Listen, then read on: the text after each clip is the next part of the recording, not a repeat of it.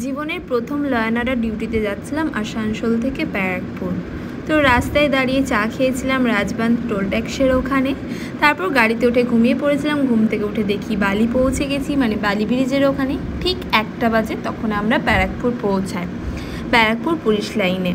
তো সেখানে রাত্রেবেলায় মানে পৌঁছাতে যেহেতু বিকেল হয়ে গেছিলো, তো বিকেলবেলায় বেরিয়েছিলাম একটু মার্কেটে। তারপর এটিএম থেকে টাকা তুলে নিলাম। আমি ফার্স্ট টাইম ব্যারাকপুরে এসেছি, তো বেশ ভালো লেগেছে আমার। তারপর মার্কেটে ঘোরাঘুরি করলাম আমি আর বর্ষা মিলে। তারপর একটা ফুচকা দোকানে পাপড়ি চাট খেলাম। তো পাপড়ি চাট খেতে খেতে আমার গায়ে ভিডিও করতে গিয়ে আমার গায়ে পড়ে গিয়েছিল। তো আমার পাপড়ি চাটটাতে একটু দই নিলাম, যেহেতু একটু কেমন কেমন লাগছিলো, তো দই নিলাম। তারপরের দিন সকালবেলায় ঘুম থেকে উঠে ডিউটি শোনানো হয়েছে। ডিউটি শোনানোর আগে একটু মার্কেটে গিয়েছিলাম ইউনিফর্ম বানাতে দিতে। তো ওখানে গিয়ে ইউনিফর্ম বানাতে দিলাম। তো এখানে ইউনিফর্ম বানাতে দিচ্ছি, দেখছি একটা কুকুর বসে শুয়ে আছে, ঘুমিয়ে আছে। তো বেশ আমার তো অ্যানিমাল খুব ভালো লাগে।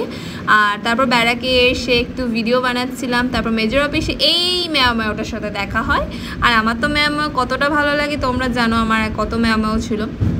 তারপর ডিউটির জন্য বেরিয়ে পড়লাম নৈহাটি। তো ওখানে র্যালি ছিল। তো র্যালিতে এসেছিল বনি সেনগুপ্তার কৌশানী, যে বাংলা মুভির যে নায়ক নায়িকা আছে তারা। তো যেহেতু র্যালি শুরু হতে টাইম মানে দেরি ছিল, তো সেখানে একটা পার্ক ছিল, ওখানে গেলাম। ওখানে দেখলাম টিয়া পাখি দুটো, ওখানে একটু আইসক্রিম আর এই কেকটা কিনে নিলাম। তারপর আমাদের র্যালি শুরু হলো। তো নৈহাটির যে বড় মা, তার কাছে তো যাওয়ার খুব ইচ্ছে ছিল। বাইরে থেকে হয়তো পেয়েছি দর্শন করতে, কোনোদিনও যদি সামনে হয় ভেতরে মায়ের কাছে যাব। খুব ইচ্ছে জীবনে যে বড় মায়ের কাছে যাওয়ার। তো ভাগ্য কাছে নিয়ে গিয়েও ভাগ্য ভেতরে মা টানলো না, হয়তো নেক্সট টাইম টানবে।